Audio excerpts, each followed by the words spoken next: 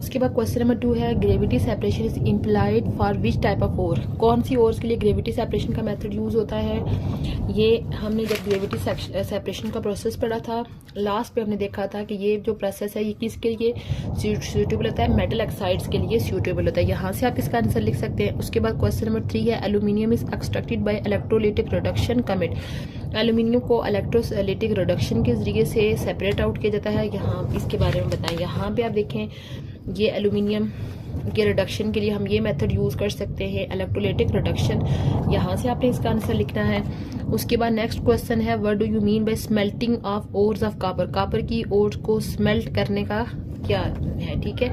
ये है page number, next page पे जाएं।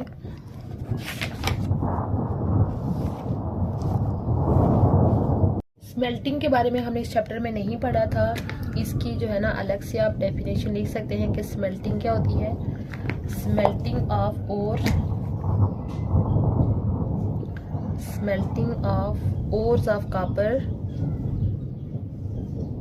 Ores of copper mean heating of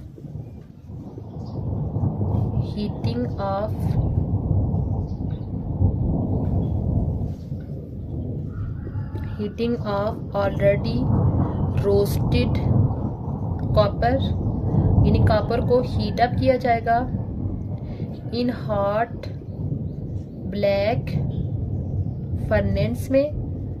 black furnace के अंदर जो है वो इसको हीट अप किया जाता है इन, और किसकी मौजूदगी में हीट अप किया जाता है, इन द प्रेजेंस ऑफ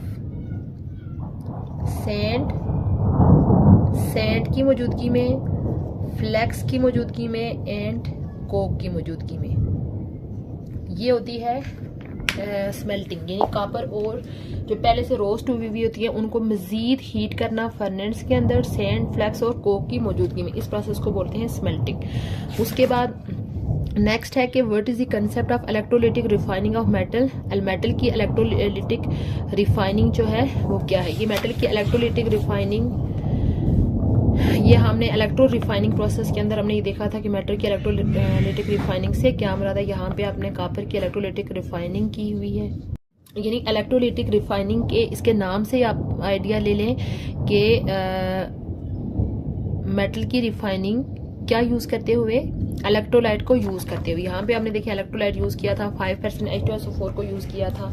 तो ये जो यहाँ से आपने इसका आंसर लिख लेना है। उसके बाद नेक्स्ट क्वेश्चन है what is the role of H2SO4 का क्या रोल है इलेक्ट्रोलाइटिक रिफाइनिंग के अंदर। ये भी हमने यहाँ पे पढ़ा था इसी टॉपिक के अंदर। इसका आंसर भी होगा पेज नंबर 161 पे।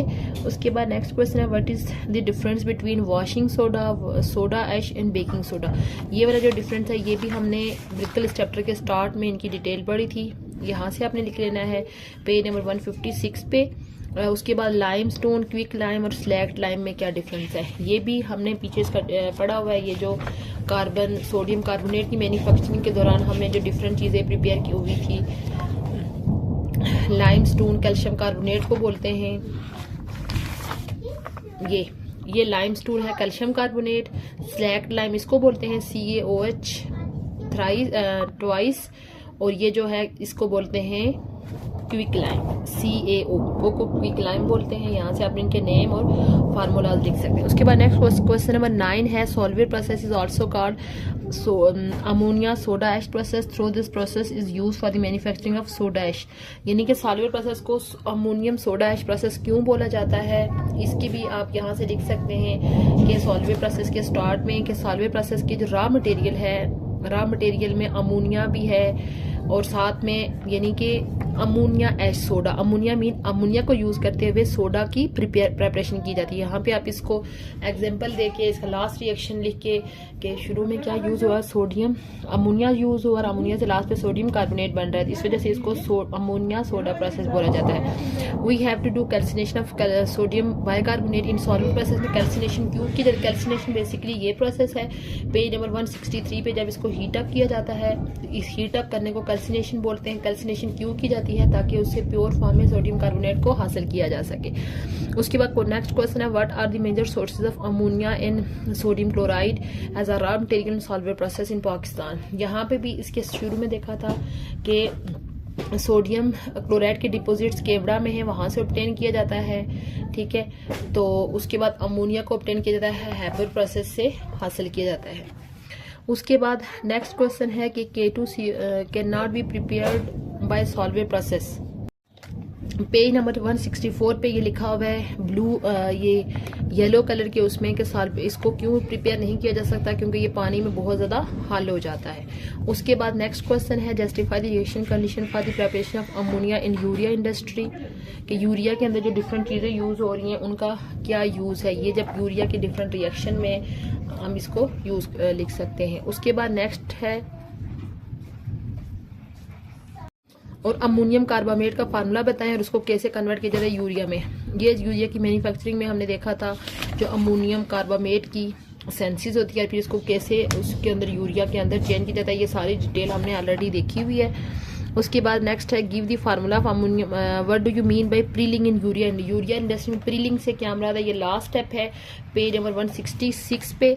उसके बाद नेक्स्ट है what is the theory of behind the origin of petroleum. Petroleum की ओरिजिन की क्या थ्योरी है, ये भी हमने पेट्रोलियम के स्टार्ट में देखा था कि आज से हज़ारों साल पहले जो बैक्टीरिया जिन्हें ज़मीन पे बहुत अर्सा पहले जो दफन हुए प्लांट्स एनिमल्स उन पे अटैक करते हैं, तो फिर हाई टेम्परेचर और प्रेशर की मौजूदगी में तो वो लास्ट पे किस में कन्वर्ट हो जाते हैं, पेट्रोलियम में। यहाँ से पेज नंबर 168 पे यहाँ से आपने इसका आंसर लिखना है। उसके बाद नेक्स्ट क्वेश्चन है the fraction of different boiling points are liquefied at different heights in fractionating column वाई, यानी कि डिफरेंट उसमें फ्रैक्शनेटिंग टावर में डिफरेंट फ्रैक्शंस ऑब्टेन होते हैं, क्योंकि उन सबका बॉइलिंग पॉइंट डिफरेंट होता है, इस वजह से वो डिफरेंट फ्रैक्शंस में ऑब्टेन होते हैं। यहाँ से आपने इसका आंसर लिख लेना है।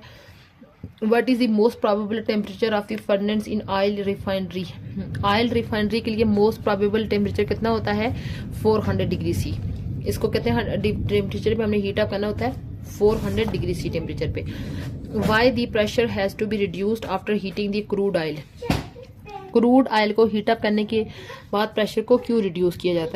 हीट अप करने के बाद प्रेशर को कम इसलिए कर दिया जाता है ताकि जो जितने भी क्रूड ऑयल के जो डिफरेंट फ्रैक्शंस हैं वो उनको अपनी ओरिजिनल शेप में वहाँ से कंडेंस, क्योंकि वो वेपर फॉर्म में होते हैं तो वहाँ से उनको कंडेंस हो जाता है। कंडेंस मीन कि वो लिक्विड फॉर्म में वापस जाएंगे तो उनको सेपरेट करना होता है, इस वजह से उनको अपनी ओरिजिनल फॉर्म में सेपरेट करने के लिए जो है वो उसका प्रेशर कम कर दिया जाता है। उसके बाद रेजिड्यू, लास्ट पे जो क्रूड ऑयल से रेजिड्यू ऑब्टेन होता है उसमें कौन कौन से कंपोनेंट होते हैं, ये पेज नंबर 170 पे उसमें आप देख सकते हैं roof, road topping, water proofing, ठीक है। ये सारी जो चीज़ें हैं वो रेजिड्यू के अंदर प्रेजेंट होते हैं और ऐसे कंपाउंड प्रेजेंट होते हैं जो कि कार्बन ये यूज लिखा हुआ है पेट्रोलियम कोक और एसफॉल्ट ये प्रेजेंट होते हैं और जिनके अंदर कार्बन 40 से अबव जो है वो कार्बन प्रेजेंट होते हैं। ये था हमारा आज का लेक्चर जिसमें हमने चैप्टर नंबर 16 के MCQ शॉर्ट क्वेश्चन को सॉल्व किया। उम्मीद करती हूँ आपको आज का लेक्चर अच्छा लगा होगा।